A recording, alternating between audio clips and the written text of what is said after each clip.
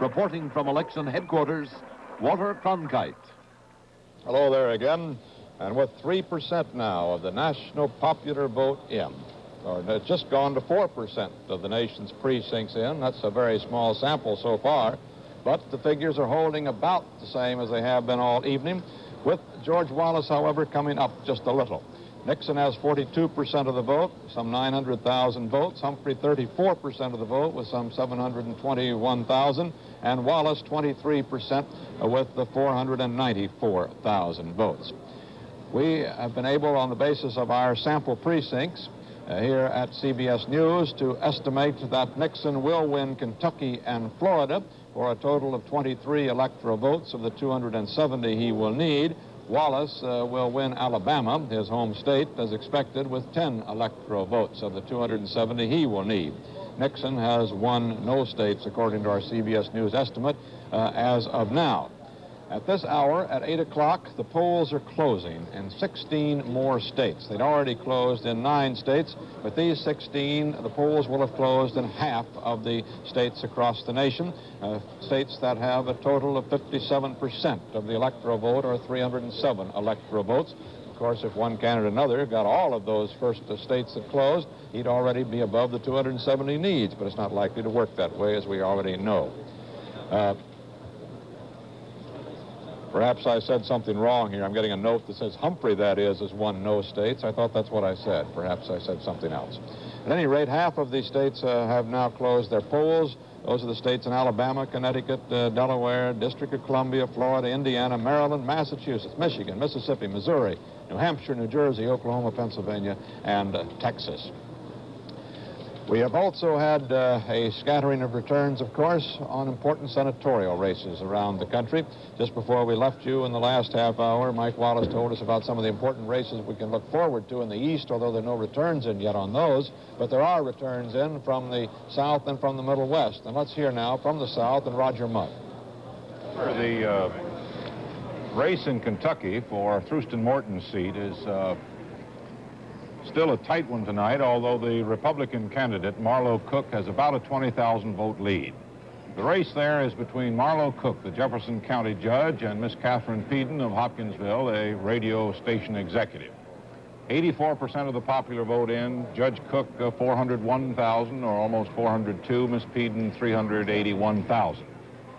In Alabama, the race for Lister Hill's seat, Jim Allen, who was lieutenant governor under George Wallace, with 11% of the vote in, is out to obviously an early and sizable lead. His Republican opponent, Perry Hooper, is a probate judge in Montgomery, trailing badly, and Robert Schwen, the independent. And finally, in Florida, for the seat of retiring George Smathers, Republican Congressman Ed Gurney of Winter Park leading the former governor of Florida, Leroy Collins, by about 10,000 votes. The indications are that former Governor Collins will have a tough time beating Gurney. He served as Lyndon Johnson's racial troubleshooter for about a year. Apparently in Florida has never been able to live down that brief experience. Walter? Let's hear from some of the Senate races in the Middle West now. Their Middle West man, Dan Rather. Well, Walter, in Ohio, more than half of our CBS model precincts are in, and that Gilligan-Saxby race for the Senate remains a squeaker. First, let's take a look at the actual tabulated vote. We have about 7% of the vote counted in Ohio in the race between the Republican William Saxby, a strong Nixon supporter, but who differed with the Vice President somewhat on Mr. Nixon's views on the war. Saxby, the Republican, against John Gilligan, the rebel Democrat and one-time supporter of Senator Eugene McCarthy, who continued his dovish stand on the war throughout the race. In the actual vote tabulated, 7% of the vote counted. Saxby leads Gilligan. It looks close, as it was expected to be. On the basis of our CBS News estimates, with a rather substantial number of our sample precincts in, but not anywhere close to a fourth or even a half of them, the indication is that that race is going to be very close. It may be late in the night before we know the winner between Gilligan and Saxby in Ohio for the seat now held by the veteran Democratic Senator Frank Lausche, who was knocked off in the primary by Gilligan. In Indiana, one of the more prominent Senate races in the country, the actual vote tabulation in Indiana, only 8% of the vote in. William Ruckelshaus, the 35-year-old young phenom of the Republican Party in Indiana, leading freshman Democrat Senator Birch Bayh, about whom President Johnson once said that he is a possible future presidential contender, by trailing in that race in the actual vote tabulation. But I would remind you that only 8% of the vote is in. Our CBS News sample precincts in Indiana indicate no trend as yet between Bayh and Ruckelshaus. That, again, is a Senate race that could be close, and if it is, it would be surprisingly so, in that Bayh was a heavy favorite in that Indiana Senate race. In Kansas, only 3% of the actual vote counted in Kansas. Some of the polls closed early there. Bob Dole, the veteran conservative Republican congressman, with an early lead over William Robinson, the Wichita attorney. That is for the seat formerly held by Frank Carlson, who was retiring. The general outlook in the Midwest, Walter, is the Gilligan-Saxby race in Ohio very close. The Indiana race between Bayh and Ruckelshaus also close. In Kansas, it looks like Bob Dole may be the winner there. Joe Benty, I know you don't have any returns in from the West. All of your states are still open. Voting is still going on. But what are some of the important Senate races you're going to be looking for tonight? Well, Walter, we have some doves who are putting their political careers at stake tonight. And we also have a very interesting race in California where a strong personality is running. Max Rafferty, the state superintendent of public instruction, who became a nationwide personality after he made a very strong speech some 7 years ago, is running against Alan Cranston for the seat in which Tom Kuechel, the Republican whip in the Senate, was defeated in the primary by Rafferty. And Cranston has been given the edge in that seat. Rafferty usually finishes his election campaigns very hard, so you can expect a late surge, but probably not enough to defeat Cranston. In the state of Oregon, perhaps the best-known Senate dove, Wayne Morse, is up against some of the toughest opposition he's ever had. Wayne Morse is going for a 5th term, and Robert Packwood is his opponent. He's 36 years old. He's a state legislator and young, moderate. He says his political mentor is Mark Hatfield, the other senator from the state of Oregon. In Idaho, the other dove, Frank Church, is running a hard campaign against George Hansen in a very Republican conservative state. But Church is considered to have the edge. Hansen, a very strong conservative, a hawk on Vietnam. And one final race of interest in Alaska, Ernest Greening, part of the tandem with Wayne Morse, one of the 2 senators who voted against the Gulf of Tonkin resolution, is running as a write-in candidate. He's not expected to win. Mike Gravel, the Democrat, running against Elmer Rasmussen, the former mayor of Anchorage, and that race is expected to go to Rasmussen. Greening probably ending a 30-year political career in Alaska. Those are the races to watch in the West, Walter. Incidentally, of course, 2 senators were elected because they had no opposition, one on either side of the aisle. Louisiana Democrat Russell Long and Vermont's Republican George Aiken were unopposed. 47 incumbent congressmen of the 435 also have nothing to worry about in watching tonight's polls. Because they had no opposition, but make that 46, because in Brazil, Indiana today, one of the unopposed candidates, David Anderson, an unopposed Democratic nominee. Oh, no, he's not running in the House of Representatives. I didn't mean to suggest that. It is 47 incumbent congressmen. David Anderson, unopposed Democratic nominee for Clay County Treasurer in Brazil, Indiana, who was unopposed, had nothing to worry about, died this morning just 30 minutes before the polls opened. Now the Brazil, Indiana election officials face a problem. CBS News color coverage of election night 68 will continue in a moment.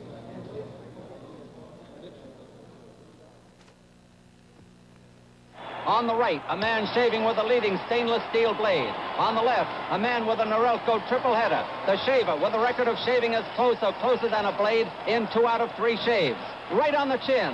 Those microgroove floating heads really follow his face. Another right to the sideburns. But look at that pop-up trimmer. Here's the decision. It's Norelco. The Norelco triple header is the winner. Norelco is the winner. Norelco.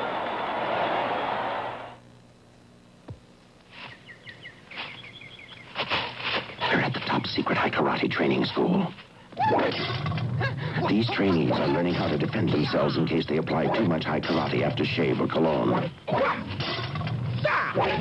If someone gives you some high karate, but you don't have time for special training, don't worry. There's a cram course on self-defense in every package. Regular and Oriental Lime. High karate. Be careful how you use it. With 4% of the nation's precincts counted, Richard Nixon has now a 42% lead, 1 percentage point lower than he had just a moment ago. Humphrey has 34%, and Wallace is holding at 23%. In the Electoral College, where it really counts, where we elect our president, we at CBS News estimate that Nixon will win Kentucky and Florida with 23 electoral votes. Wallace will win Alabama with 10 electoral votes. Wallace leads for 13 other electoral, Nixon leads for 13 other electoral votes, as you see there. We're getting some returns from our sample precincts in cities that have had racial trouble over the last couple of years, areas where it was expected there might be a heavy Wallace vote, a backlash vote. These early figures show, however, that Humphrey is getting 52% of the vote there, followed by Nixon with 34% and a surprisingly small 13% for George Wallace. This is based on just a few of those sample precincts in the riot areas. Early reports also indicate a heavy vote in a number of ghetto areas where it was thought that the Negroes might not vote in large numbers. And about 1/5 of our sample precincts are in from those Negro ghetto areas. As expected, Vice President Humphrey is doing extremely well, drawing about 86% of the vote. The important thing there is, of course, the size of the vote. If it is large, it will help Humphrey considerably. Nixon is getting about 10% of that ghetto vote. Wallace, as you might expect, getting 1%, around 3% of the vote, that is.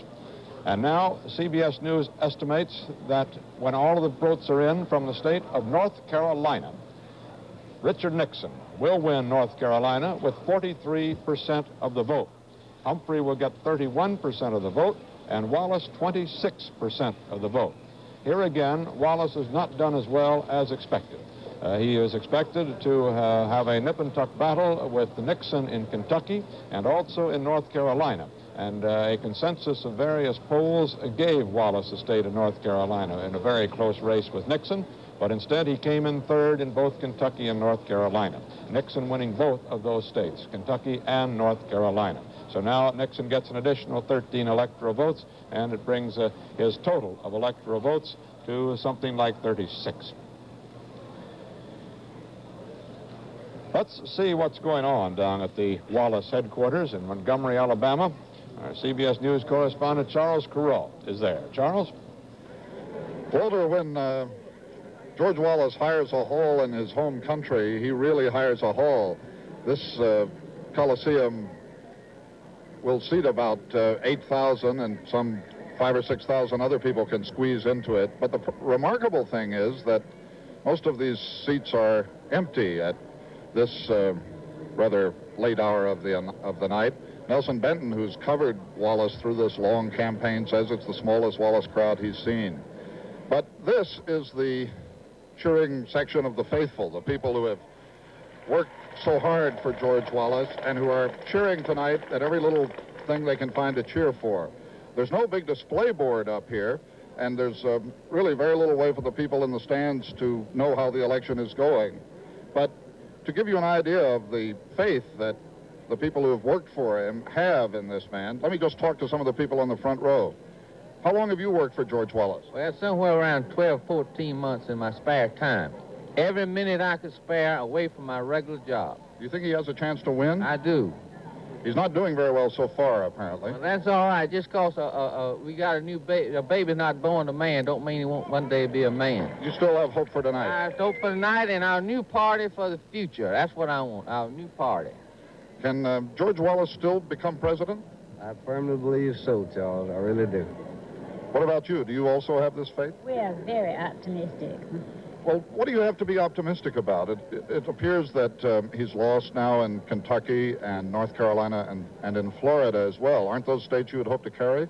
Well, the returns are still young, and we feel that he is a very capable person and is just exactly what we need to carry the country through. Have you worked for him very hard? As hard as I could. Have you put in some hours for George Wallace? I certainly have. They were all spent happy. I'm proud to say that I was with him 12 months ago today I started. It looks as though he's not going to become president tonight. Well, we don't give up too easy. There's some more time to come yet. We ain't gonna give up. We'll be looking at you 4 years from now. We're going to follow him right on. That gives you an idea, Walter, of how these people in Montgomery feel about their man. Roger Mudd, I gather that we've got an indication of a winner in Florida senatorial race. Yes, Walter, on the basis of our CBS News estimate, the new congressman from Florida is, the new senator from Florida will be a Republican. That makes the GOP a pickup of 1. Ed Gurney from Winter Park, according to our CBS News estimate, will win that contest 56% to Leroy Collins' 44%. Governor Collins, trying to make a comeback in Florida after an absence of about 6 years, just didn't do it tonight. Incidentally, to explain further our estimate in North Carolina in the presidential race, our estimate there, Nixon 43%, Humphrey 31%, Wallace 26%. Our model precincts indicate that in eastern North Carolina, which is considered the heart of the George Wallace country, Wallace ran a poor second. Humphrey 48%, Wallace 35%, Nixon 18%. Richard Nixon did well all through the Piedmont area and the Triangle, the Crescent as they call it in North Carolina. He broke even with Hubert Humphrey in the Raleigh-Durham area, but he carried the Greensboro, High Point, Winston-Salem area, 50 for Nixon, 31 for Wallace, and 19 for Humphrey. We can take now a quick sweep of our presidential boards, first in Virginia. 8% of the popular vote is in Virginia. Nixon leading there, 34,000, 24,000 Humphrey, Wallace 26,000.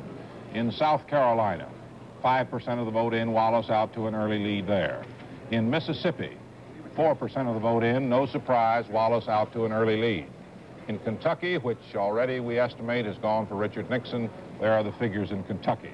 In Florida, which we estimate will go also for Richard Nixon, there are the popular vote figures there. And in Alabama, which is gone for George Wallace, there are the popular vote figures there. And just a quick look at the electoral recap board for the South. Richard Nixon has won in the South 36 electoral votes. He's leading with 45 for a possible total of 81. George Wallace has won 10 electoral votes. He's leading for 12 others, a possible total of 22. Hubert Humphrey not yet has broken into the electoral column. Walter? CBS News color coverage of Election Night 68 will continue in a moment. My electoral board isn't up. I'm Frank Gifford for Westinghouse. Before you buy a dishwasher, compare all the features to make sure you get the most dishwasher for your money. Compare washing cycles. Westinghouse gives you 6 to take care of anything from dishes to pots and pans. Compare the interior. Is it plastic coated or porcelain on steel, like Westinghouse? That's quality. Compare noise levels. Inside this Westinghouse is a thick layer of fiberglass that keeps your kitchen quiet. Compare results. The Westinghouse sanitizer keeps the water 145 degrees hot. The hotter the water, the cleaner your dishes. And if you have to do dishes, this is the way to do them. Compare all the features. You'll buy Westinghouse. You can be sure if it's Westinghouse. And now, Dan Rather, I see we've got an interesting situation in Indiana. Let's have a report. In Indiana, our CBS News estimates show that Richard Nixon is very probably will carry Indiana by roughly 54% to 36%. We're not ready to call Indiana for Richard Nixon as yet, but we do have a substantial number of our sample precincts in Indiana, and the indication from our sample precincts is that Richard Nixon very likely will carry Indiana. We'll come back to that a bit later and perhaps have a call in that state. Now, the actual vote tabulations in the state of Indiana, let's take a look at the board. With 11% of the actual vote in, those are the figures. Keep in mind, only 11% of the actual vote in, and that our CBS News estimate is that that will hold, and that Richard Nixon may very well indeed carry Indiana. Moving on to Illinois, we're beginning to get some of the actual vote totals in from Illinois, not many. Illinois with 26 electoral votes at stake. There are the actual votes tabulated. The polls closed just over an hour ago in Illinois, not many votes counted. But our CBS News estimate in the state of Illinois shows that the race may be a bit close there, closer at least than the Republicans had hoped in Illinois. While we have some of our sample precincts in, it's just too early to have any trend in Illinois. In the Illinois senatorial race, no raw vote figures in yet. That's the race between the veteran Everett Dirksen and William Clark, the hand-picked candidate of Chicago Mayor Richard Daley, who later broke with Daley and President Johnson over the Vietnam War. While we have no actual vote tabulation in that race, our sample precincts would indicate that Senator Dirksen may be in for a little closer race than the Republicans had expected. It was expected that Dirksen would run away from with that race, and our indication is that while Dirksen may win it, it should be fairly close. Walter? Now in popular vote, with 5% of the vote in of the nation's precincts, Richard Nixon is holding at 42%, Humphrey at 36%, and Wallace at 22%. That's been steady for the last half hour or 45 minutes. We now have Mr. Humphrey leading, according to our CBS News estimates, in Illinois and in Connecticut, as well as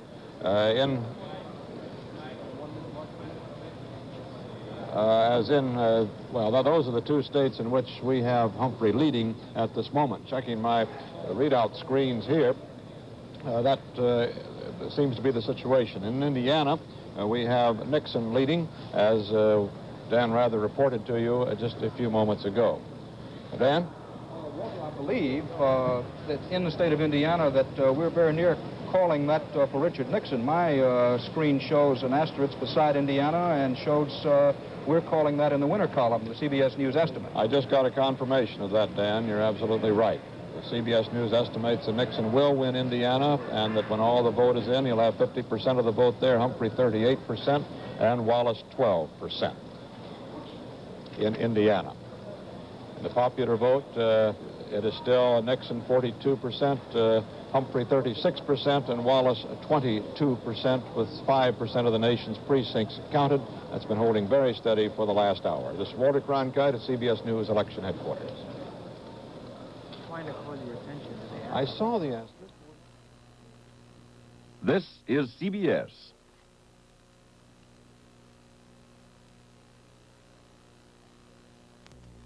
Hospital administrators, take heed.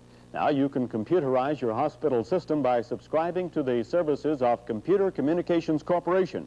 Any size hospital and any or all of your accounting or medical system can be computerized. Your records never leave.